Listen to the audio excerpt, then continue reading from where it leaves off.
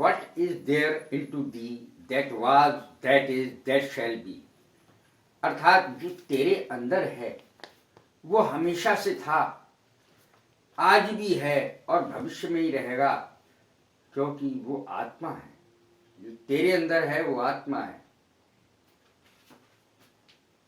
ये आज जो मैंने टॉपिक लिया है वो बी शब्द, बीई, बी और बिकम शब्द में अंतर है।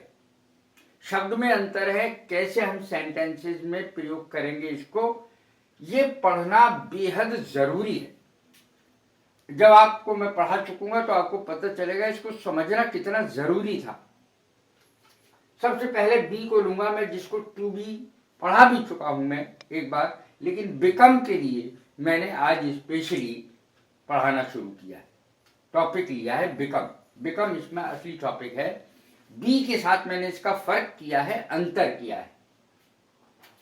टू बी माने होना, बिकम माने भी होना है, टू बिकम माने होना, दोनों का अर्थ सेम ही है।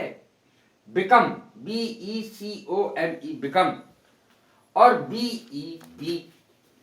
अब लोग बाग एक गलत फहमी पाल के बैठे हैं कि जिस जगह टू बी या बी का प्रयोग होगा वो बी की फॉर्म में ही रहेगा, यानी बी लिखा हुआ आएगा। लेकिन ये बिल्कुल गलत धारणा है, मिटा दो इसे। क्योंकि प्रेजेंट में इज एमआर का प्रयोग किया जाता है। इसमें बी की जगह इज एमआर का प्रयोग किया जाता है। बी हर जगह नहीं आता। बी शब्द, BE, हम झांकते फिरते BE कहाँ है, बी नहीं। इसका प्रेजेंट फॉर्म इज एमआर है, पास्ट फॉर्म वाज वर है, और फ्यूचर है विल बी, शैल बी। इसको बी के रूप में ही मत देखो कि बी लिखा हुआ ही आएगा, नहीं। Is MR present form, was वर इसकी पास्ट फॉर्म है, और will be, shall be future है।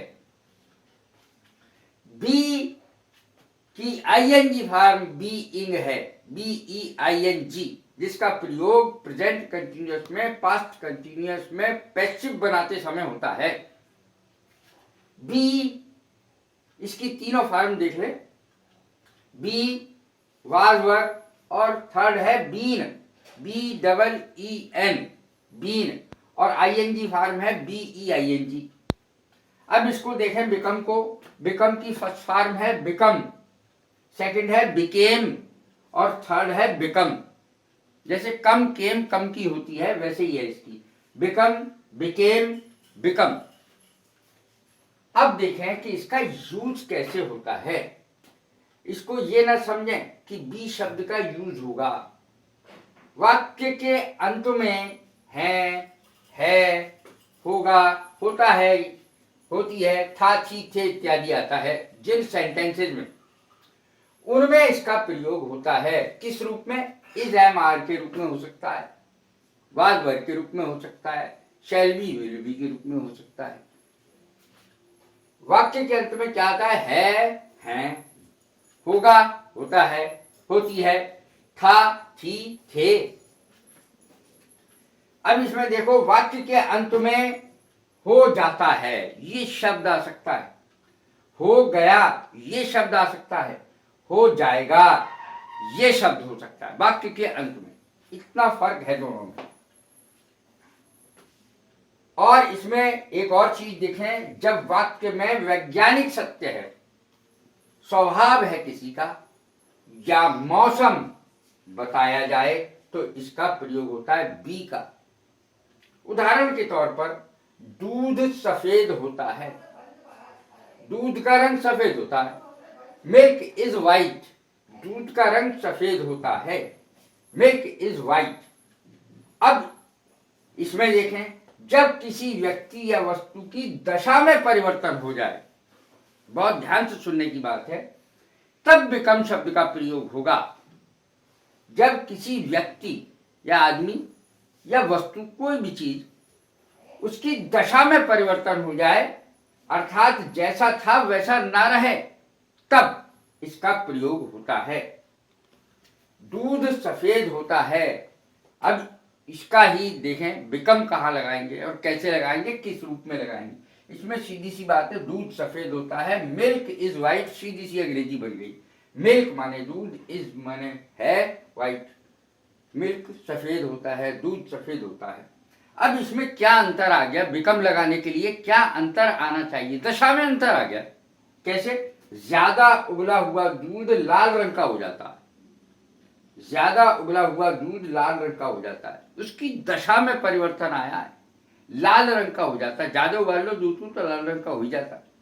तो इसकी अंग्रेजी बिकम लगा करके बनेगी, much boiled milk becomes red, दशा में परिवर्तन आ गया। इसमें क्या है, स्वाभाविक रूप से उसका रंग ही यह है कि दूध सफेद होता है। अगला सेंटेंस देखें, वह एक साधु था, वह एक साधु था, साधारण सी बात है, ही वॉज ए सेंट, वह एक साधु था।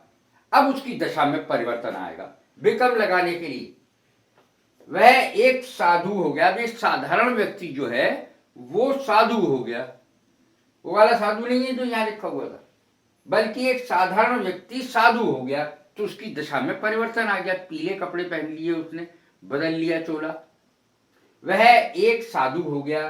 ही बिकेम ए सेंट, एक साधारण व्यक्ति से साधु हुआ है, दशा में परिवर्तन आया है।